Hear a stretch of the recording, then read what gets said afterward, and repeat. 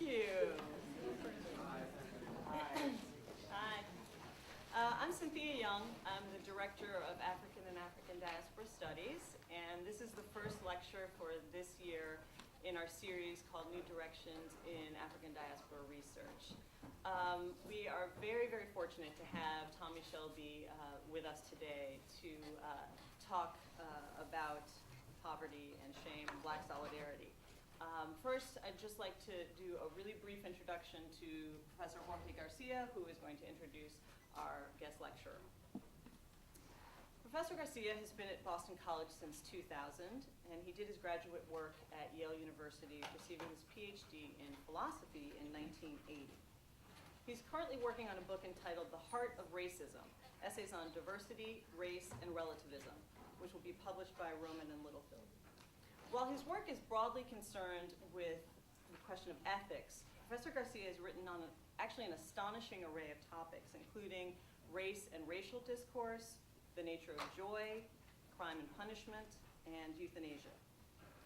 In fact, his work in the field of medical ethics recently earned him a front row seat at the White House, where he heard our esteemed president remark on stem cell research policies. So it was sort of his policy statement on stem cell research, which I would like to have been at. Here at BC, Professor Garcia regularly teaches courses in Black philosophy, utilitarianism, moral relativism, and death and the meaning of life. So please join me in warmly welcoming Jorge Garcia, who will introduce our guest lecturer.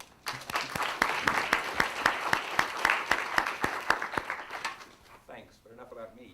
At the beginning of this year, in no less than the Sunday New York Times book review, Harvard's Orlando Patterson, one of the most important figures in Black social science in the United States, introduced a sparkling new talent, as he put it, one of boldness and intellectual self-assurance.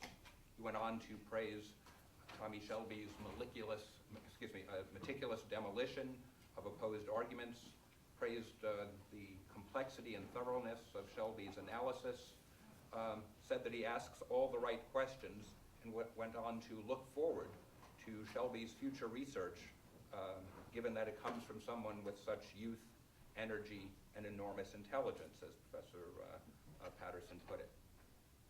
Tommie Shelby took his baccalaureate degree at Florida A&M University, starting out as a major in business administration, as Believe it or not. I understand, before going on to take his doctorate from the University of Pittsburgh just 8 years ago.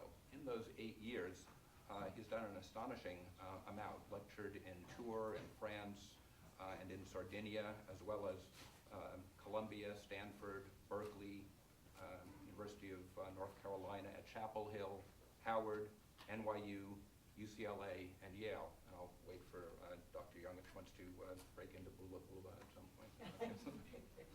He's the author of articles in some of the most important journals, really probably the most important journals in social philosophy, Philosophical Review, Ethics, Philosophy and Public Affairs, and Political Theory, and the author of 2 books, the co-editor of a book, Hip Hop and Philosophy, Rhyme to Reason, as well as his principal philosophical book, We Who Are Dark, The Philosophical Foundations of Black Solidarity, published by Harvard University Press. This book, I'll go on to talk about that in just a moment. In the book, Professor Shelby talks about his formative years. In the preface, he talks about 2 incidents that were particularly important. One was as a young college student at a predominantly black, historically black educational institution, hearing the student body sing what's called the unofficial Black national anthem, Lift Every Voice and Sing, and the feeling of racial pride and solidarity that helped engender in him, and helped, perhaps not engender, but helped to solidify in him. But then also, he talks of hearing a lecture by Kwame Anthony Appiah, recently of Harvard, now at Princeton, earlier of Ghana, vehement, well, maybe that's not the right word for Appia, a vocal and critic of racial identity, and he says that and Shelby writes of the connection between the two, the feelings that the song had elicited, but also the reflection on the foundations of these feelings of solidarity and their justification that he had to undergo, that he had to begin once he heard Appia's searching critique. But again, as I said at the beginning, enough from me. Let me introduce to you the Loeb Associate Professor of Social Science and the winner of New York Magazine's award for the best academic book of 2005, Professor Tommie Shelby of Harvard University. Thanks, Ed. Thanks so much, Professor Garcia, for that very nice and generous introduction. Thanks so much for being here. Happy to be able to speak to you today. So what is Black unity? What is its proper foundation? Or to be a bit more specific, what, if anything, justifies African American solidarity in the political realm? And if such solidarity is justified, what does it entail, practically speaking? My book, We Are Dark, tries to answer those questions. And obviously, I'm not going to try to lay out the full argument of the book here today. Instead, what I'd like to do is reflect a little bit with you about what I take to be the biggest challenge to continuing Black political solidarity in the U.S. today. And that challenge is the growing class schism within the Black population. Can the class gap be bridged? Under what conditions would this be possible? Now, this in many ways is a very old question. It goes back at least to the 19th century, to the relationship between free Black slaves, say, in antebellum America. And perhaps no one has thought more about this question than W.E.B. Du Bois, one of the principal architects of the modern civil rights paradigm for Black collective action against injustice and hypocrisy. And so what I want to do today is use Du Bois's work to think through the prospects for interclass Black political unity in the post-civil rights era.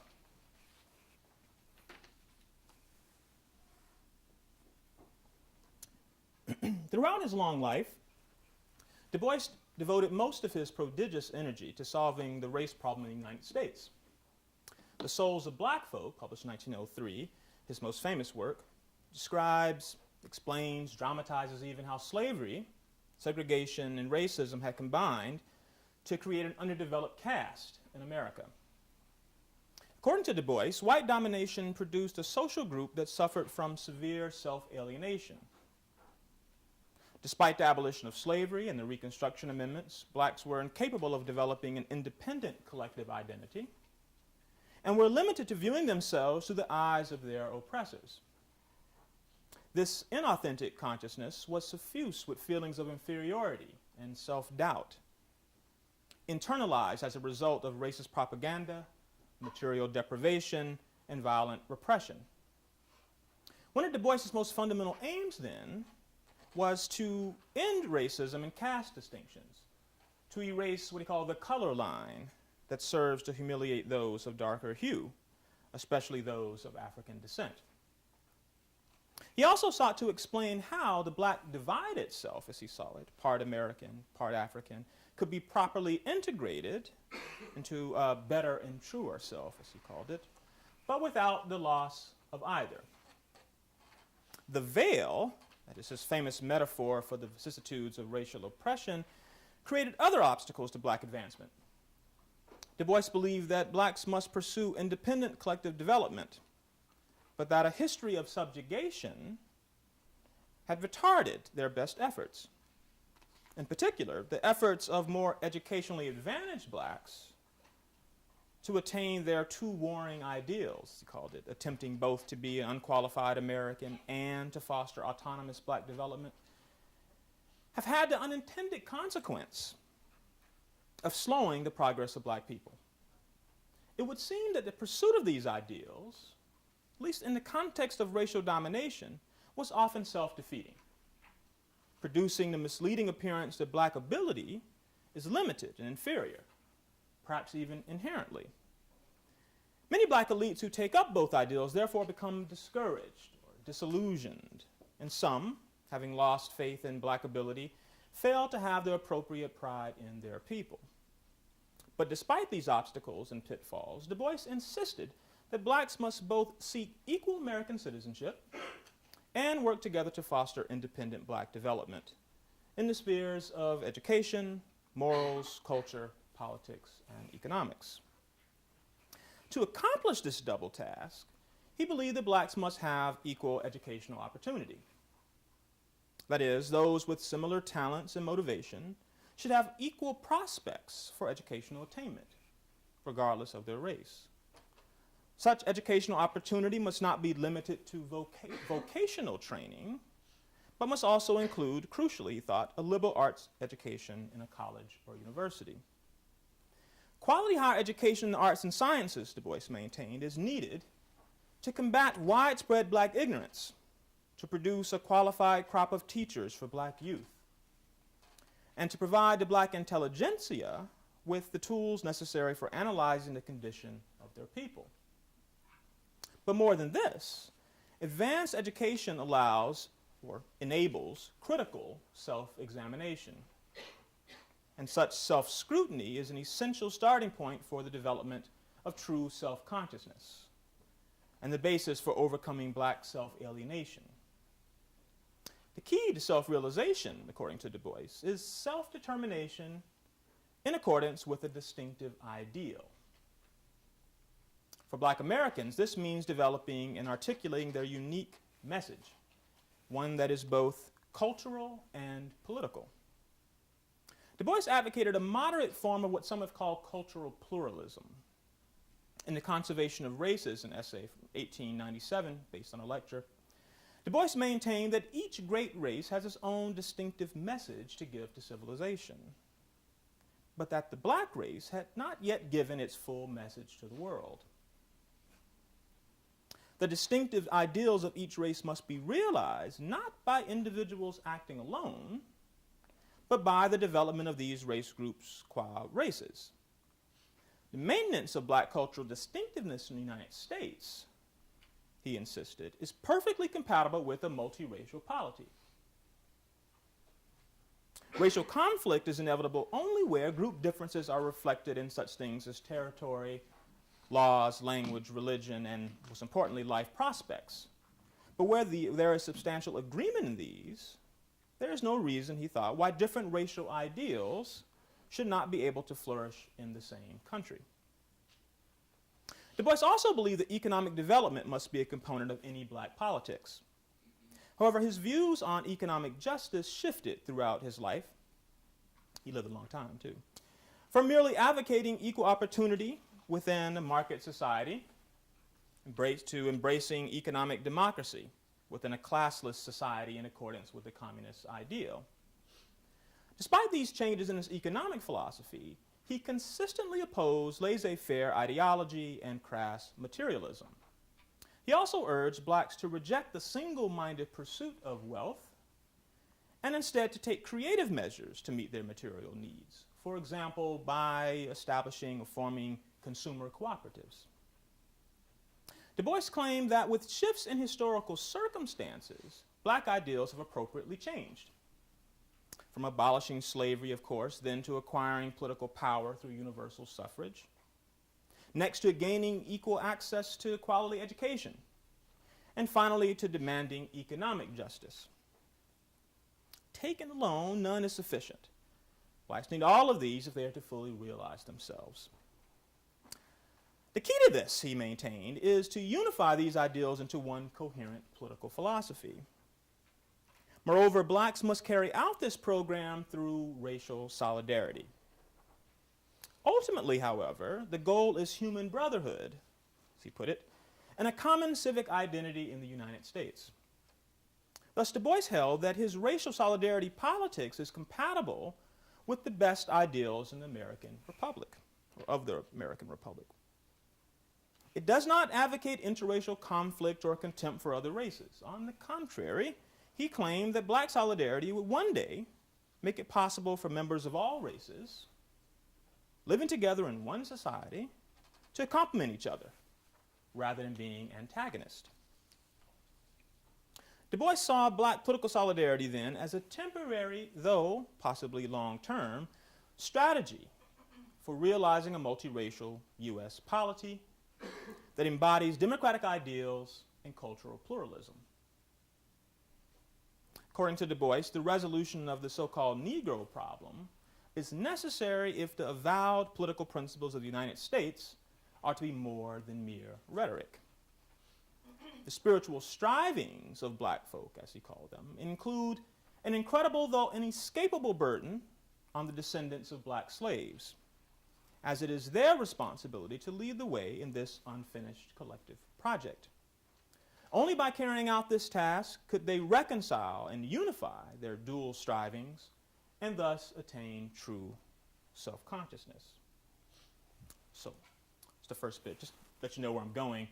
I wanted to give you some of just the basic background of Du Bois, of his views about what the point of black solidarity is. I'm going to talk a little bit now about how I conceptualize, group unity or solidarity in general, and then lead into taking up various questions that arise when you think about class conflict within the black population. So that's basically where we're going. So to sharpen the problem I want to explore, I want to offer a general conception of solidarity. So I want to identify, what is this unity we're talking about? What is that? Now, solidarity is a type of feeling or sentiment, to be sure. Yet it's a feeling that entails normative commitments. So there are other sentiments, right? Love, resentment, for instance. It's a feeling, but they also entail, there's a sense of when it's apt, when it's appropriate, when not. And what follows from the fact that you have it. And this is true of the feeling of solidarity. It's because I feel solidarity with, say, Group X that I ought to do this or that for or on behalf of fellow members. I believe there are 5 core normative requirements that are jointly sufficient for a robust form of solidarity. And by robust here, I mean a solidarity that's strong enough to move people to collective action and not just sort of mutual sympathy born of, say, a recognition of commonality or a mere sense of group belonging, right? So that the point is a sense of solidarity that could possibly lead to some form of collective action.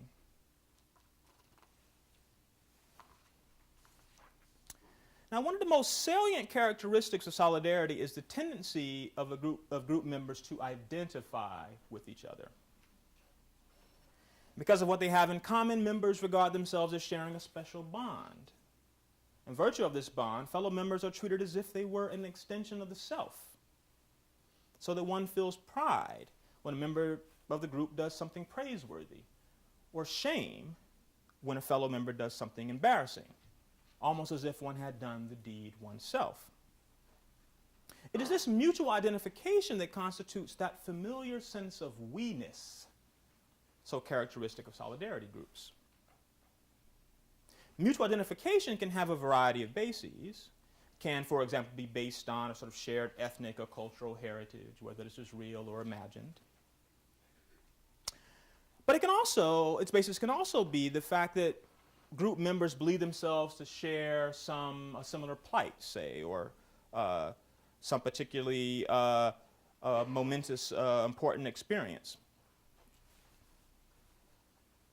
Perhaps a life-shaping experience. And this kind of shared experience leads generally to a kind of empathetic understanding amongst fellow members. The relevant kind of mutual understanding is not, however, merely a matter of sympathy, which may be nothing more than an involuntary reaction to the plight of others. Rather, solidarity requires what we might call special concern, in particular, a disposition to assist and comfort those with whom one identifies with when they're in need. Yet this concern is not a matter of fulfilling one's impartial moral duty of mutual aid, but the expression of what we might call a particularistic identification. This special concern is a form of partiality, in that it is limited to those within the group. But it is not necessarily incompatible with a sense of moral duty to those outside the group. As your own Jorge Garcia points out, I may feel closer to the members of my group than I do to those outside it, without feeling hatred or callousness toward the latter. I may give the members of my group more than they have a moral claim to get from me, and more than I offer others, while nevertheless giving these others everything to which they are morally entitled, perhaps even more. Thus, others get fully what is owed to them morally speaking, but those in a solidarity group receive more than what impartial morality strictly requires. Members of a solidarity group also share a set of values or goals, and each knows, or at least confidently believes, that fellow group members are committed to these. These values or goals might take the form of sort of more or less vague ideals. They might be specific policies or practical principles, might be broad social programs or political ideologies or some utopian social vision. Such common values and goals often, at least implicitly, define the group's self-conception. Now, one of the most important yet controversial components of solidarity is group loyalty. This entails faithfulness to the group's values, principles, and ideals, and a willingness to exert extra effort to help members of the group and to advance the group's interest. Moreover, group loyalty is always, at least somewhat, exclusionary, and is often defined in opposition to some other group or groups. In other words, it typically involves, if you like, an us and a them, an in-group and an out-group. Members of a solidarity group show loyalty to in-group members as opposed to those of the relevant out-group, whose interests, goals, or values may differ from or conflict with those of the in-group. Though it requires that one be willing to resist threats to one's group created by its enemies, the partiality that loyalty engenders need not be adversarial. Peaceful coexistence, even coalition, between different solidarity groups is often possible.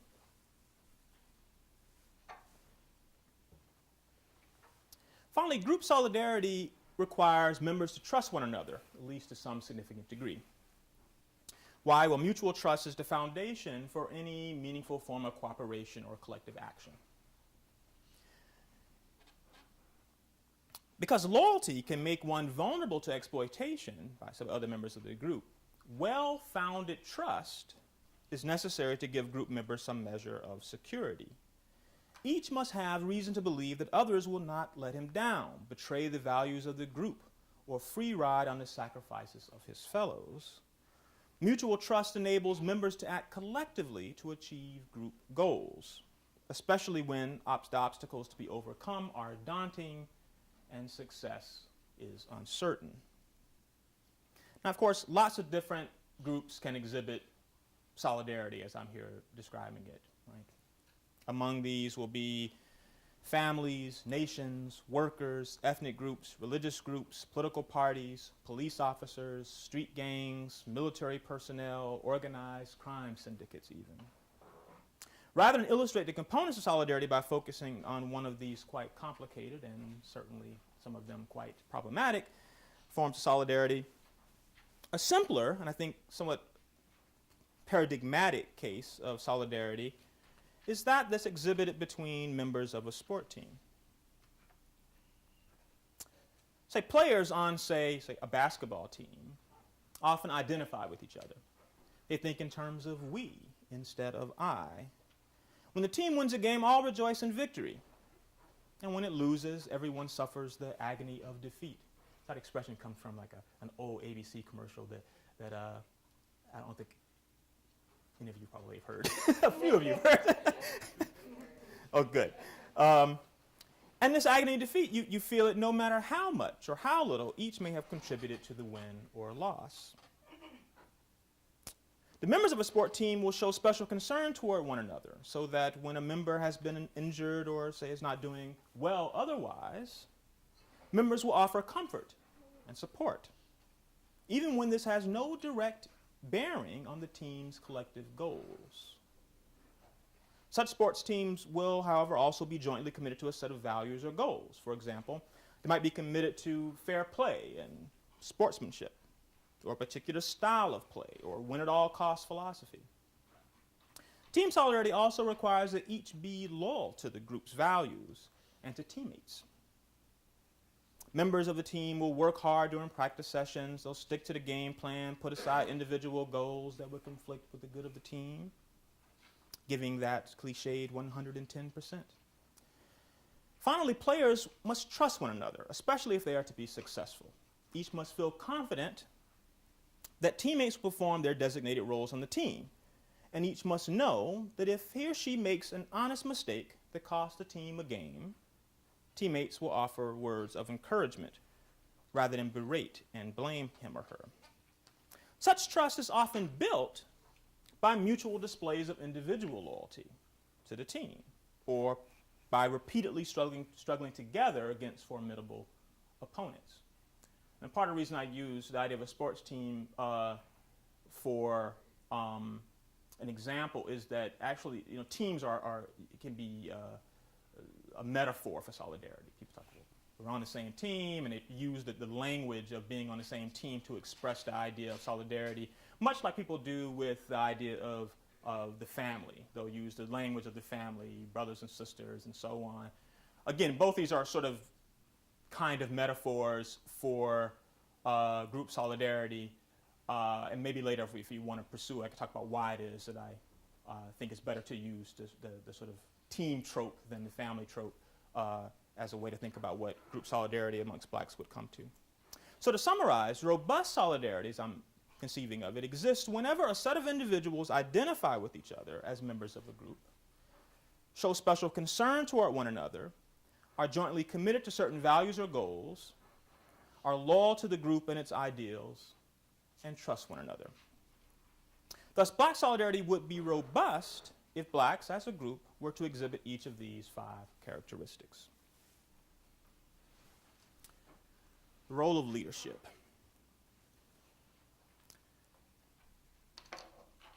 Leaders play a central, if not defining, role in Du Bois's conception of black solidarity. Du Bois identifies 3 specific responsibilities of black leaders. First, they must publicly oppose those who would deny blacks their rights and call upon the government to ensure fair treatment for all in the group.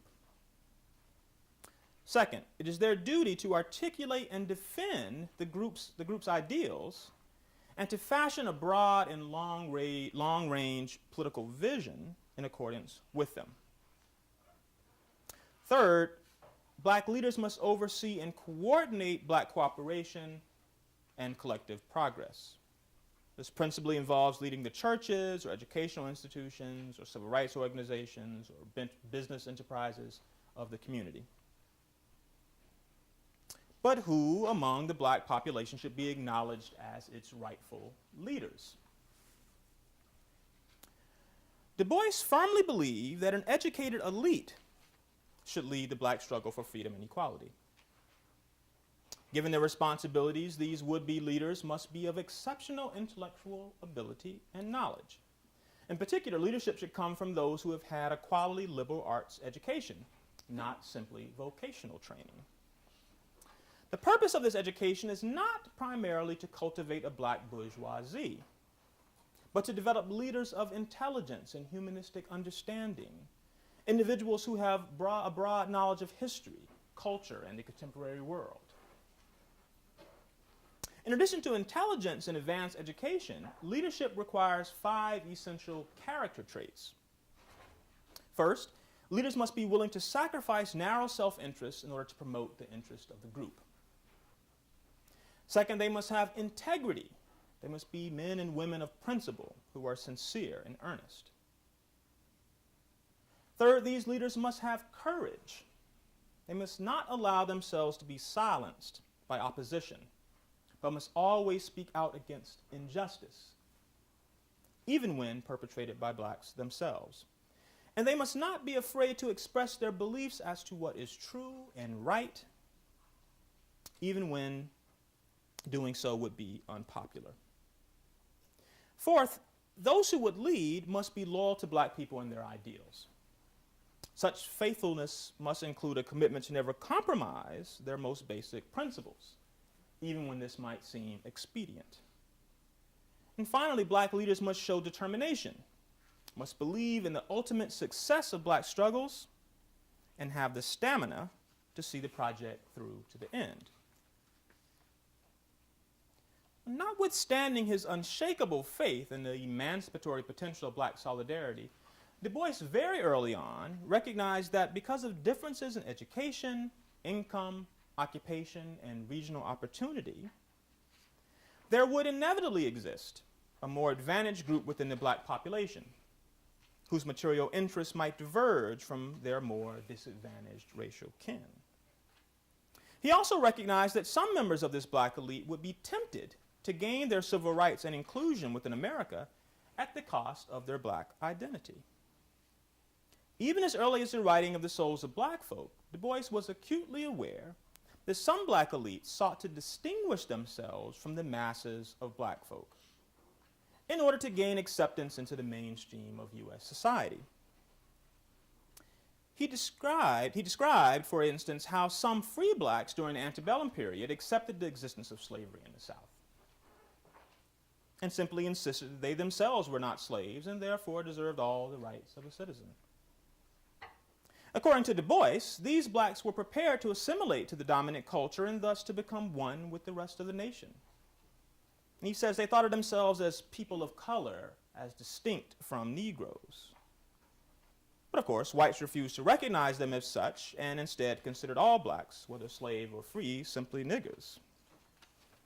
Hence, free blacks were forced, he thought, to turn either to the immigrationist movement, leave, or the abolitionist movement as their only alternatives.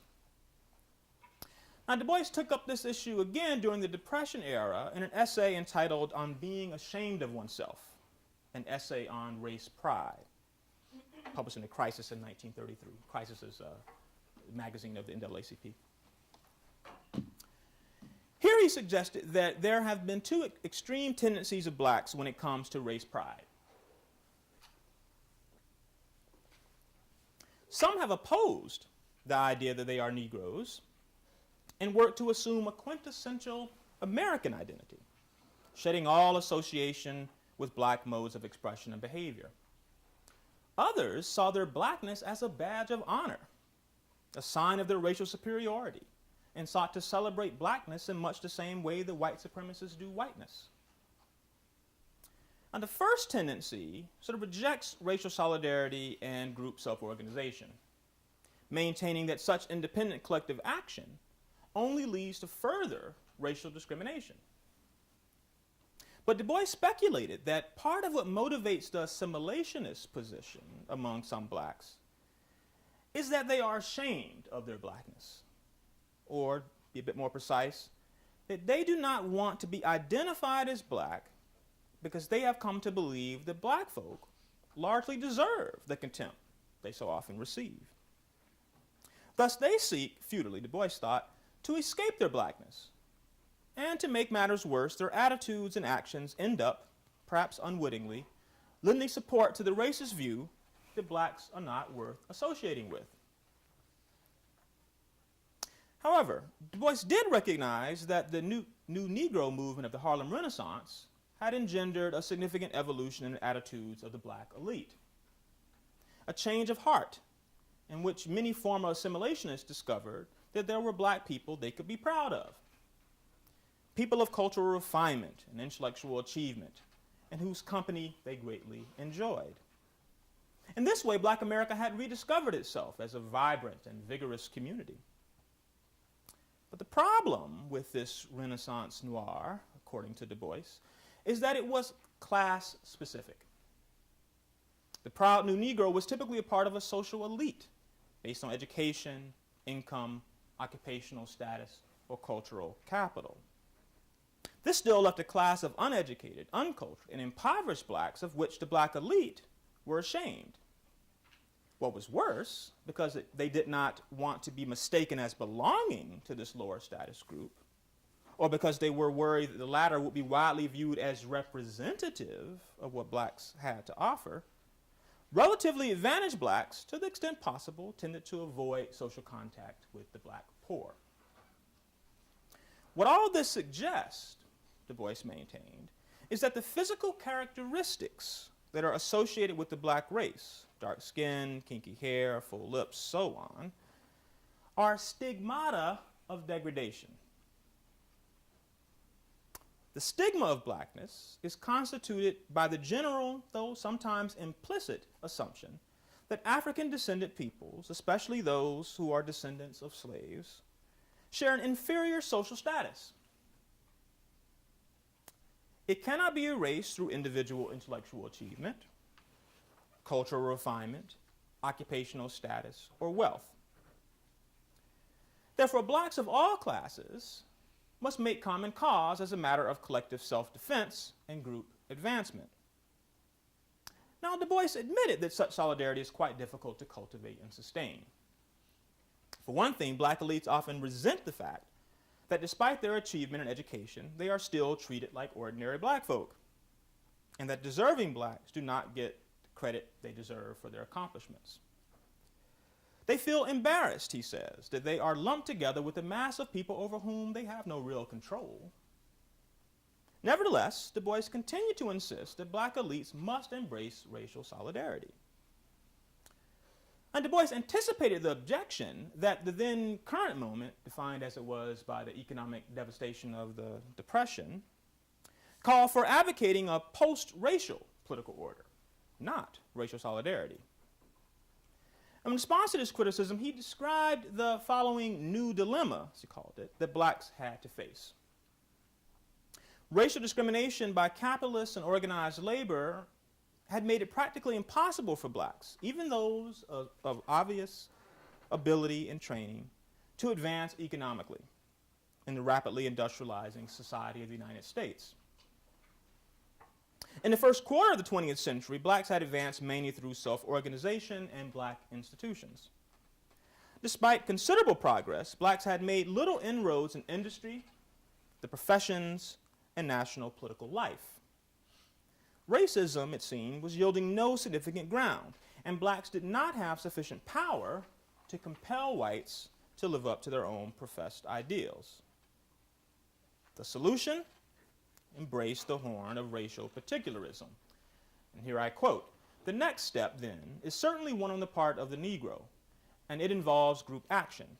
It involves the organization of intelligent and earnest people of Negro descent for their preservation and advancement in America, in the West Indies, and in Africa.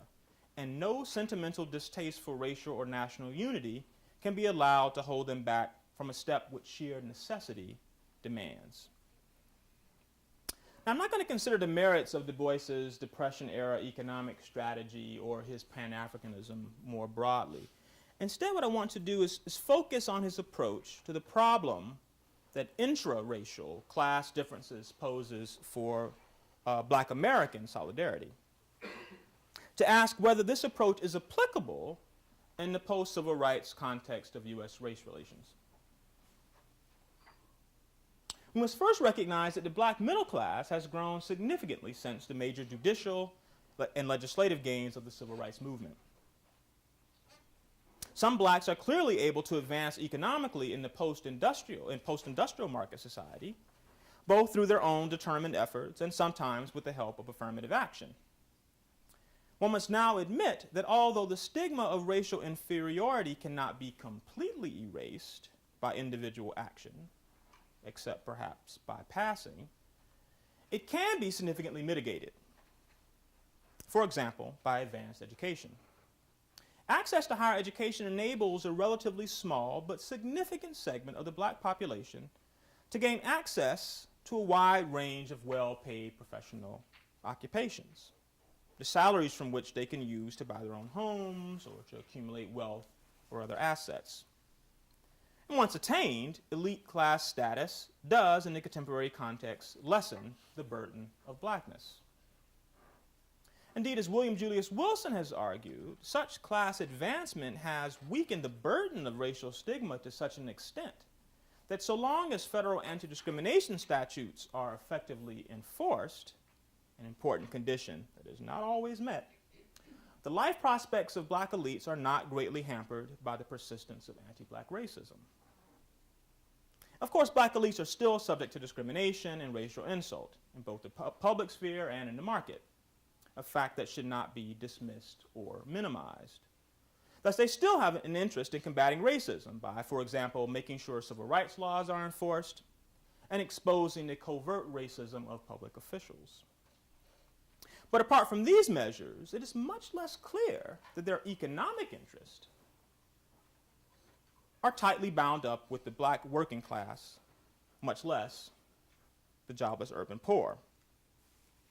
Yet if Du Bois was correct about how black people's physical characteristics function as stigmata of degradation, then to the extent that black social identity is widely and strongly associated with severely disadvantaged blacks, the social status of more privileged blacks is threatened.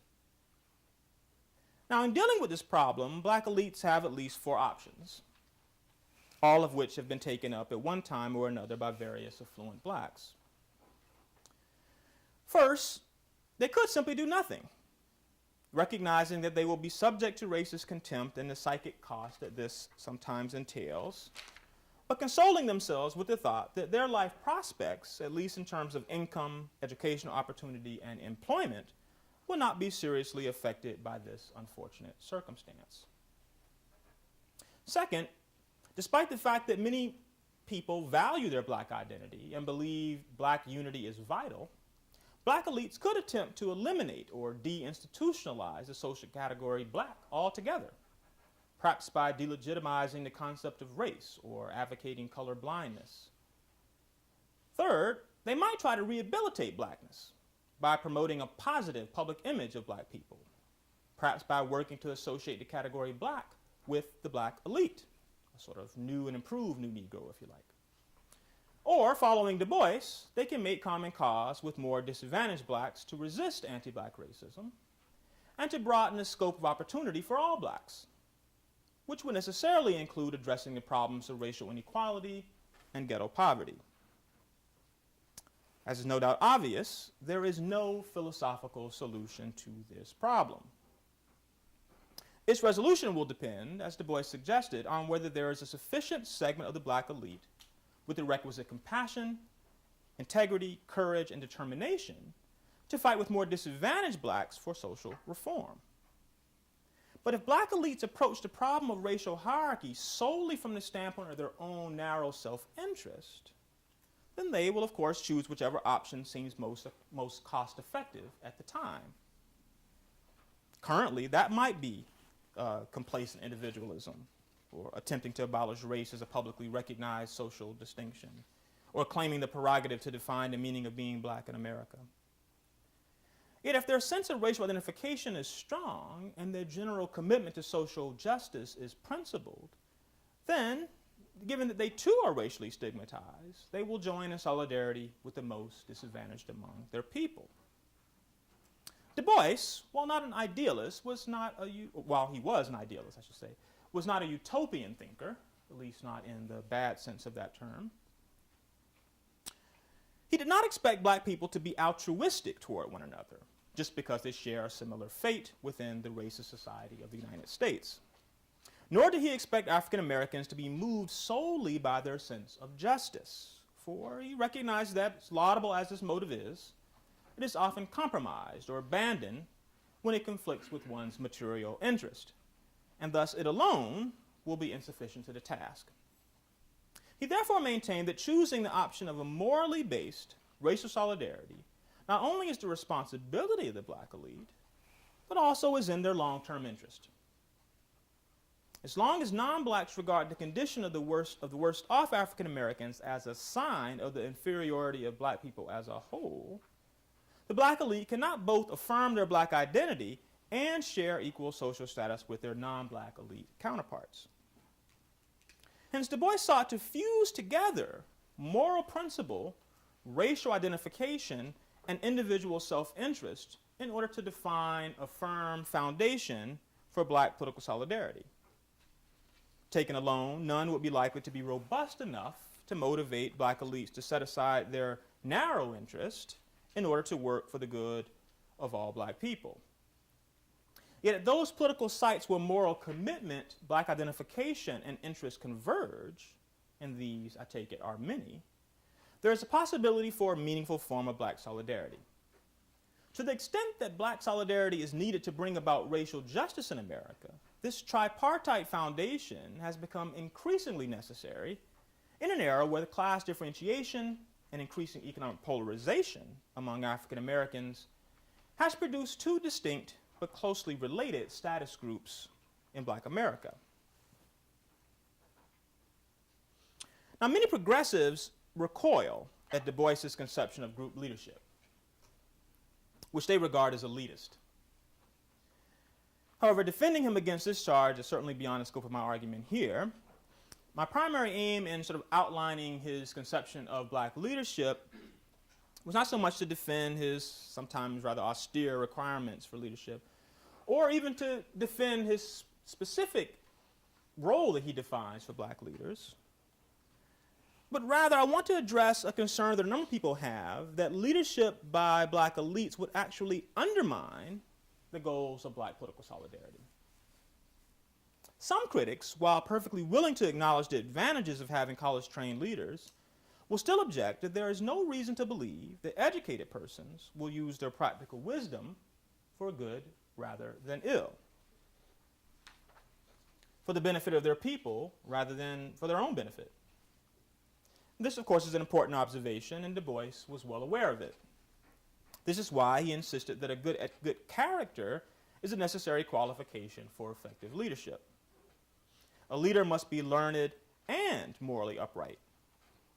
But now someone might correctly point out that most of those who get a college education these days join the ranks of the new black professional managerial class. They do not generally develop the broad-minded and cosmopolitan sensibility of the intellectual or artist, as Du Bois might have hoped, but instead, too often cultivate the narrowly self-interested and materialistic outlook of the typical bourgeois. There is some reason to believe, then, that such persons will not be concerned with the development and uplift of black people when the interests of the group diverge from or conflict with their own private interest. In his talented 10th memorial address, published in 1948, Du Bois confessed to having overlooked this problem in his earlier articulation of what he called the talented 10th doctrine. He says he had naively assumed that with education, a willingness to sacrifice for the betterment of humanity would automatically follow. He later came to realize, however, that many of the educated elite were in fact selfish, self-indulgent, and primarily concerned with accumulating wealth, leisure, and status for themselves, with little or no regard for the welfare of most black folk. Now, if this group were to assume leadership, then ordinary working class blacks would likely be exploited, and the dislocated black poor neglected altogether. But in his restatement of the view, he offers, if you like, a sort of neo-Marxist solution to the problem. On this view, black leadership not only must be learned, morally upright, loyal to the ideals of the race, and so on, but must be committed to strongly egalitarian principles of distributive justice. It was clear to Du Bois that the black elite is not especially well suited to play a leadership role in this new radical democratic politics. These persons are, first of all, concentrated in the professions, medicine, law, business, technology, so on. And because they benefit from the status quo, they are prone to accept conservative ideology and mainstream American values. Because they are relatively economically advantaged, they share few economic interests with the working classes and the poor, and generally aspire to the ranks of the wealthiest strata in the country. They tend to be, he thought, apolitical, complacent, and hedonistic. And despite their own education and achievement, they often still suffer from an inferiority complex about black ability. Hence, Du Bois urged the black working classes not to rely exclusively or even primarily on the new professional elite for its leadership. Those from among the black elite who are chosen for leadership must show themselves to be committed to a progressive economic agenda that will work to the benefit of all, not just a privileged few. Du Bois's approach to class divisions, I'm at the last section. Du Bois's approach to class divisions within the greater black population can also help us better understand the significance of black pride for black solidarity.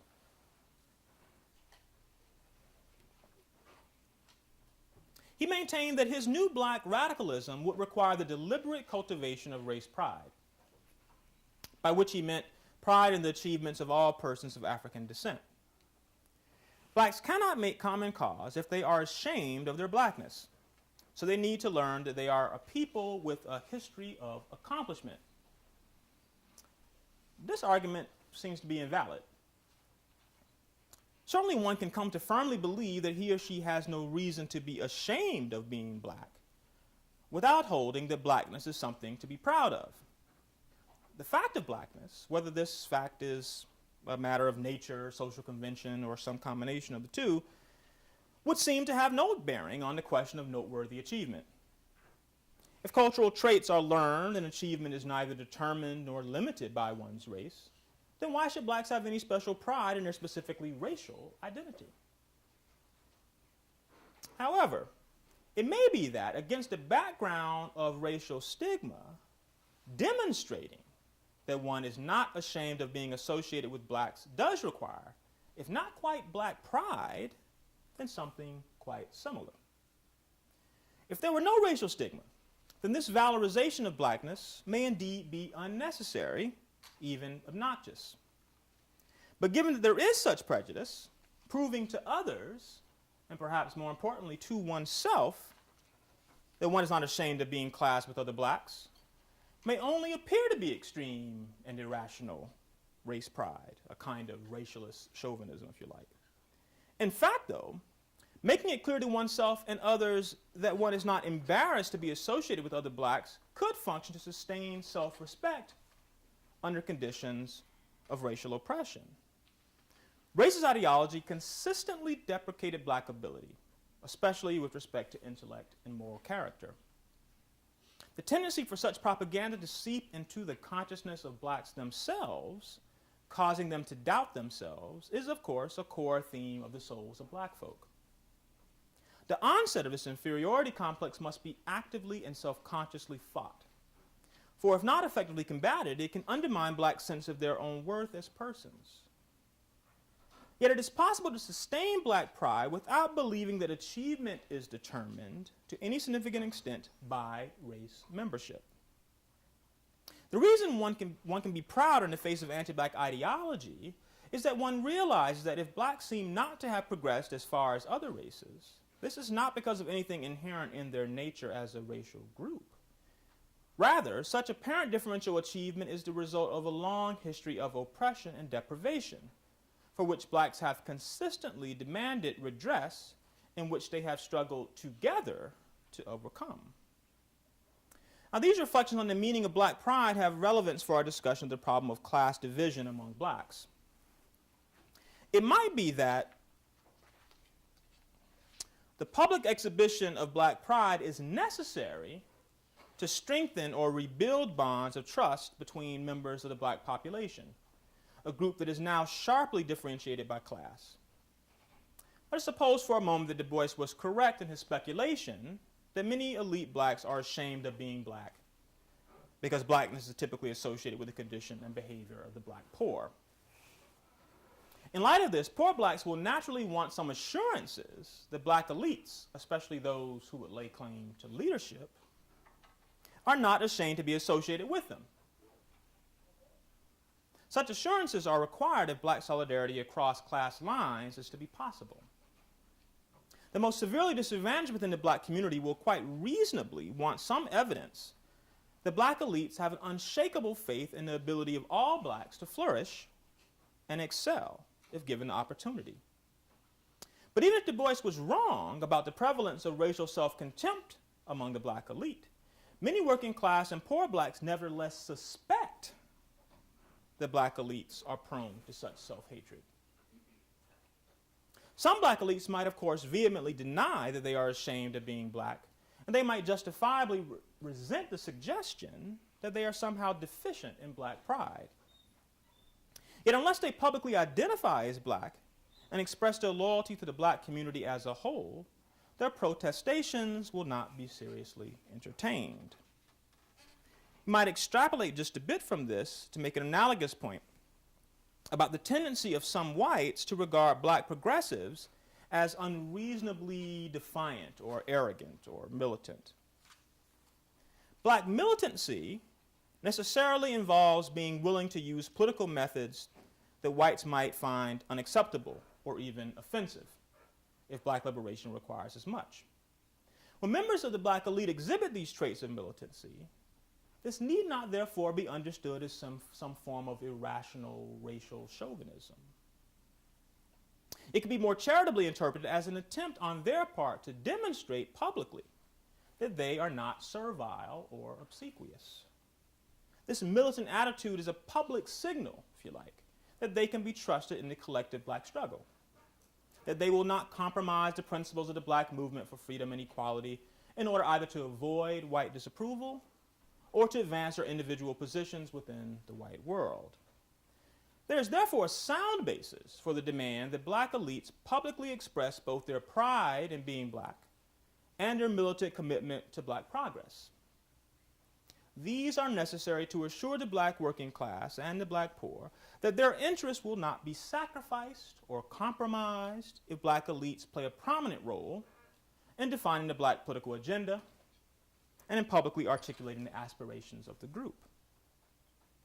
But it is crucial that these expressions of black solidarity on the part of the elite not be taken as sufficient for their qualification for black leadership. The reason for this is relatively straightforward and, in a sense, sort of obvious, though I think its implications are often underappreciated. Black elites are certainly aware of the fact that many blacks of more modest means and education are suspicious of the motives of the highly educated and affluent. That is, they recognize that non-elites, if you like, often suspect that the educated elite are largely a self-hating, self-interested, and servile lot.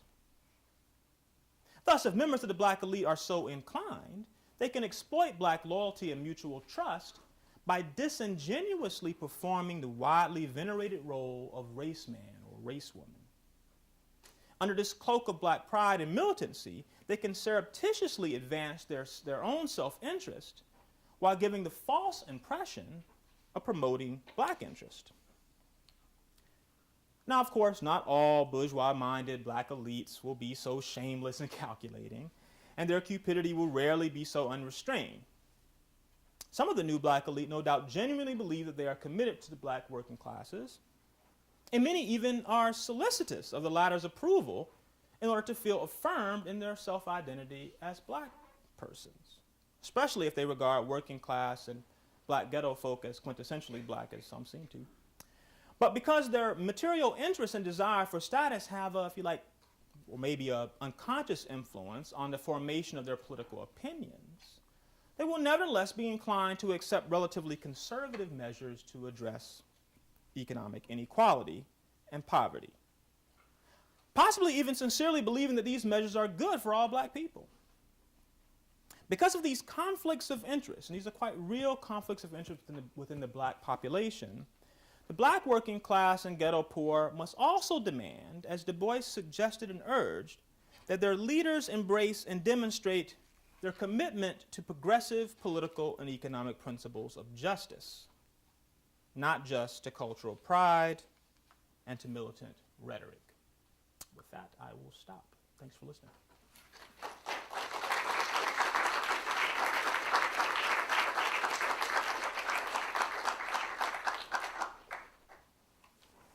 Should I fill my own questions?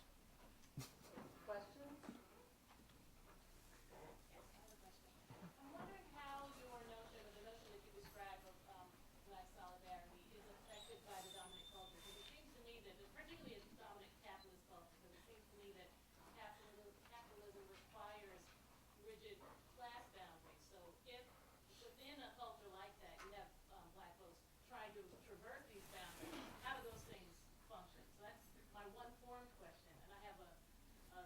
Let me make sure I understand the first question, though.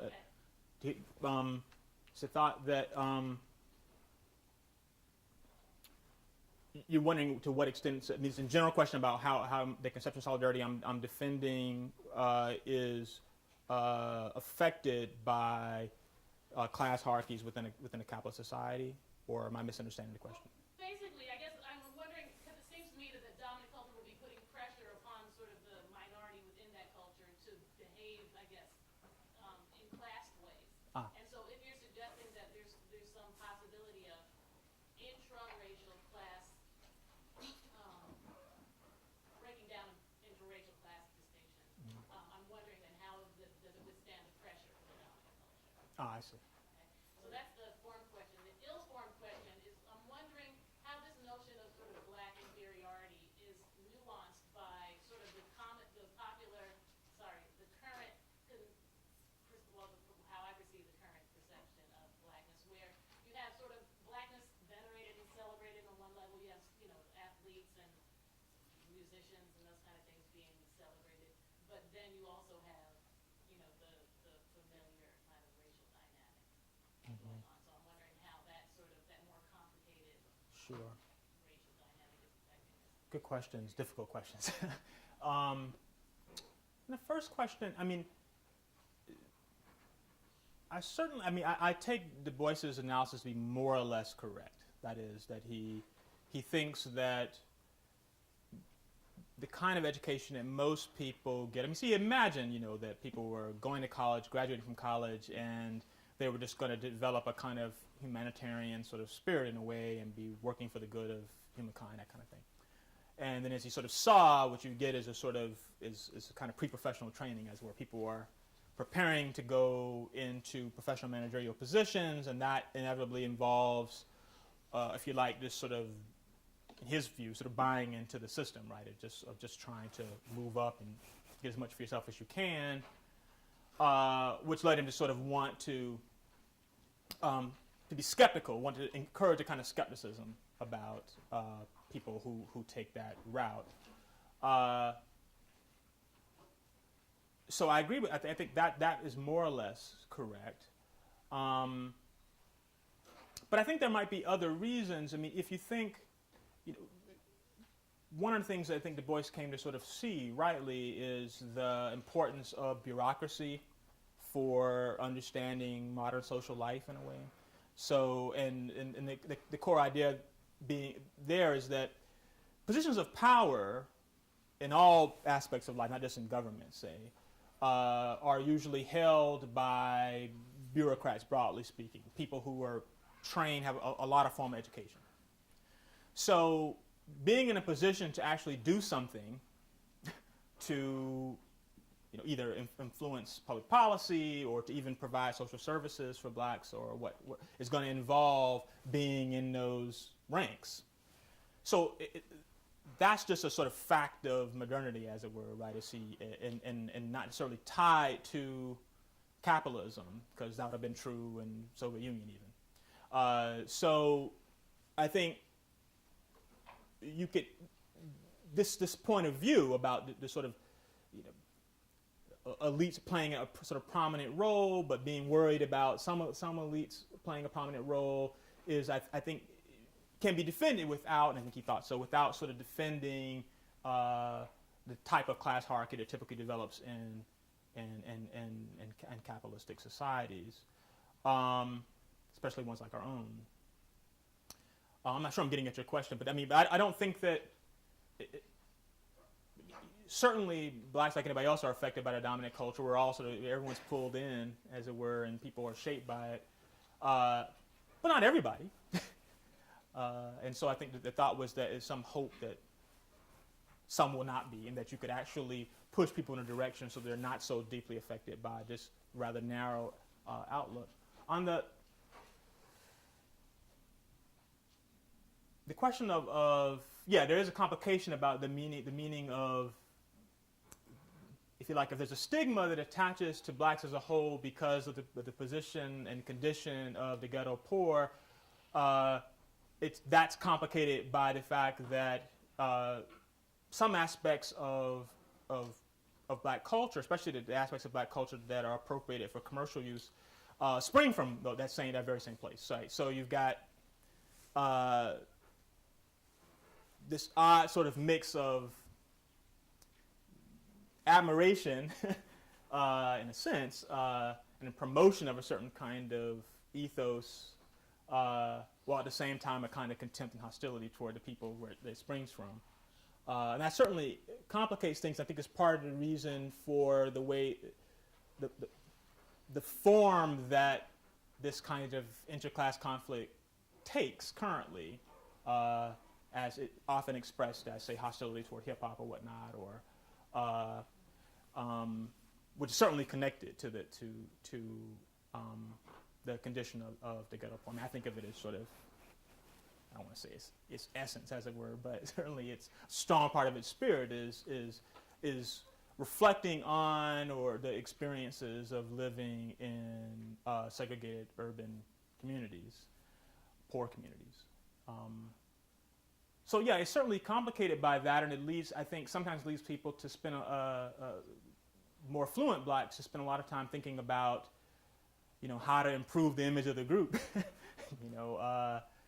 the public image of the group, and a lot of energy spent on that. I mean, I personally don't think that the road to greater equality is in PR, but I do think that it's a reflection of this nuance you're talking about. That's where the energy goes. It's a question of if that's the appropriate way.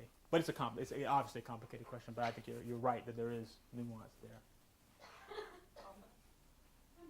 Thank you for your paper. I will say that I've really enjoyed it. But you were pretty much speaking at the level of generalities and and sort of pushing it as a lowest common denominator, like with DOTSA, which I think is very important to do. It's very clarifying. But I was wondering if you could speak a little bit, maybe rise up from the generalities to sort of talk about something a little bit more concrete. And the what that crossed my mind was, I heard you speak of the Black agenda repeatedly. And a part of me is wondering, if you could perhaps address the question of ideology and the fact that perhaps there are several Black agendas today, and perhaps post, 2002, perhaps what we're seeing is really an ideological sort of, fissure, within the Black community that is really not class inflected, but it's ideologically inflected, having to do with, the Republican Black or the more, and it's something that you're beginning to see. It's very palpable, and that fissure also means there's more sort of plurality. That's sort of right. More racial solidarity that's sort of emerging out of that. So could you address that? Because I'm thinking about the leaders that we're seeing today. Tommie Rights and I don't think the entire Black community is sort of in support of people like that. So would you speak a little bit more concretely about the notion of the Black agenda, what that really says today? What are some problems you're facing? That sort of thing. Sure. Of course, I'm a philosopher after all. What do you expect? No. Yeah, I guess I think of the ideological pluralism as quite closely connected to class differentiation. But of course, there's been. It really has so. Would you reflect on that? Sure. Do you really think that's very heavily class inflected in terms of ideology?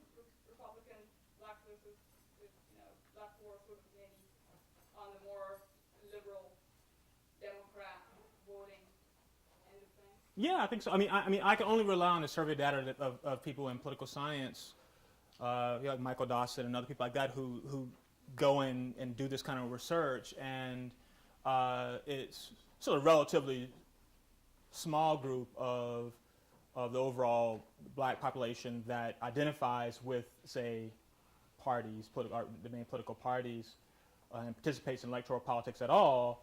It's a relatively small group. It's always still in 10%, and it's among more affluent Blacks. So I guess I think that it's pretty clearly connected.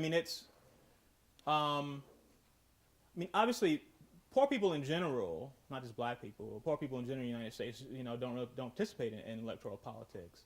So,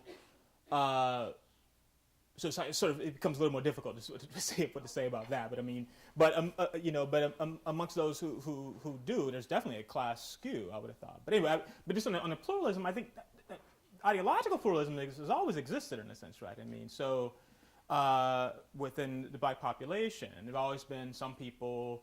I mean, just to take a sort of classic sort of snapshot of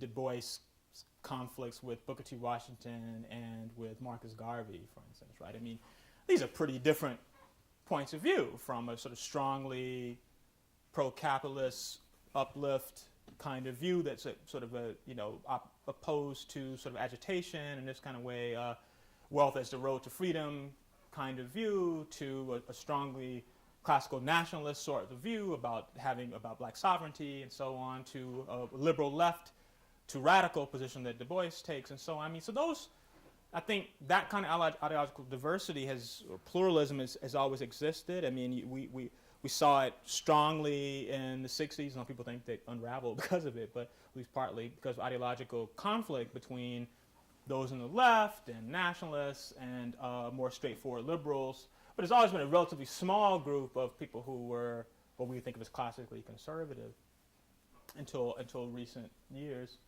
But I mean, when I talk about black solidarity or there being a kind of black agenda, I don't mean it to be understood ideologically. I mean it to be based on a commitment to racial justice, which people had different views about how to realize it, obviously, and even different views about what it consists in. But it's not meant to be what underwrites it. Is not like, oh, you got to be, of this particular stripe or that, but that you can reasonably expect people to be committed to, for instance, their basic institutions being administered impartially, and to desegregation of poor neighborhoods and equal opportunity and education and so on. That these things, it is reasonable to expect other blacks to be committed to, quite apart from their sometimes rather sharp ideological disagreements about how to get there. And I think that's if there's going to be any kind of black solidarity at all, it's got to be, around those sort of basic principles of justice, very very basic ones, rather than, these much loftier ideological programs.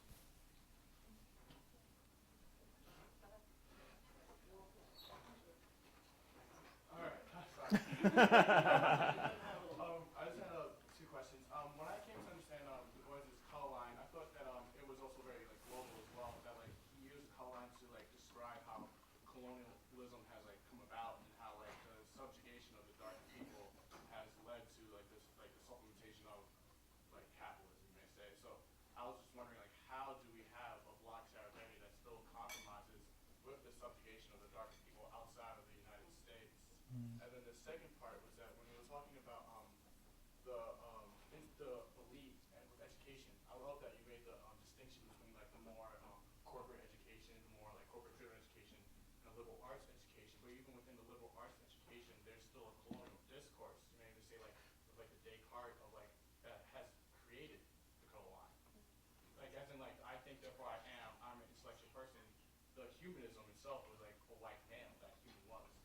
So it had to construct the other as well. So I was just wondering, how do we deal with those two? I felt that it was contradictions within the black solidarity. Mm-hmm. On the first question, I mean, Du Bois is obviously a strong sort of Pan-Africanist and believed in sort of a strong sort of, if you like, political black transnationalism, if you like, sort of. And I don't have any opposition to that idea of a broader form of solidarity. There's a question about its potency, but it's also but there's also, I think, another kind of question that has to do with the structure of a society that you're actually a member of. There's certain things that there are certain strong disanalogies, right? So there's the thing about being, let me put it differently.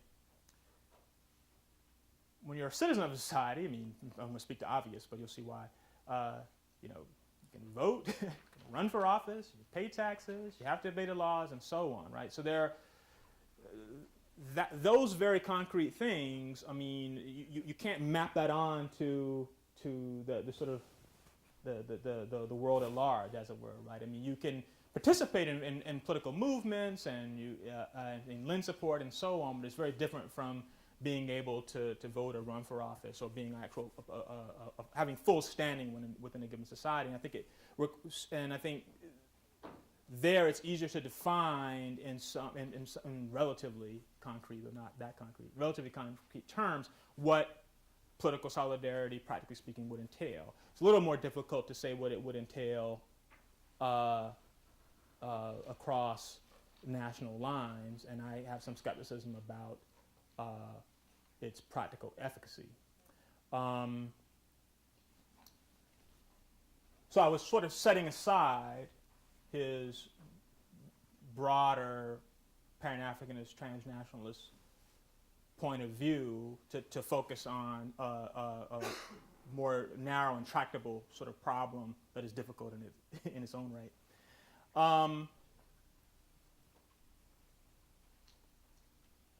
Second question.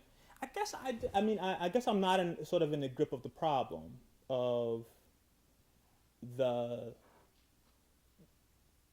don't think you can tell the usefulness. You don't think you can determine the usefulness of an idea simply based on its pedigree. There'll be ideas and ways of looking at things that have non-black origins that we might want to use. And there's some we might not. But I don't think so. But I don't know. So I mean, if even just take philosophy, I mean, the fact that Hume or Kant or was a racist or whatnot wouldn't necessarily lead me to. I'm not saying that they're outright racist. Like within their philosophy, I see like a binary being set up in the same binaries that work right now to subjugate other people. I wouldn't say that they are like within themselves like racist because like they're dead. So like I was more sort of like the ideology that comes out from that. So What kind of binary are you thinking of? I was thinking like about like the self, the intellectual self, and the spectator self, we may say, and the rest the other being nature, the other being women, the other being the people of color. Throughout history, we've seen this other being deconstructed and become a little more blurry as of late. But nevertheless, I thought that was like intrinsic to like modernity, that we have like this other all the time, and like even within the question before, I was just wondering like with that like with like the modernity that we have right now, can we still be like a black like solidarity group with like a both and as internationalist and nationalist at the same time? Because as like we may not be able to vote in like Jamaica, I can still send a barrel back of clothing and food. That's very tangible. Mm-hmm. So I was just wondering like how do we like deal with like those like the ideological things that still like become tangible, that still become like real.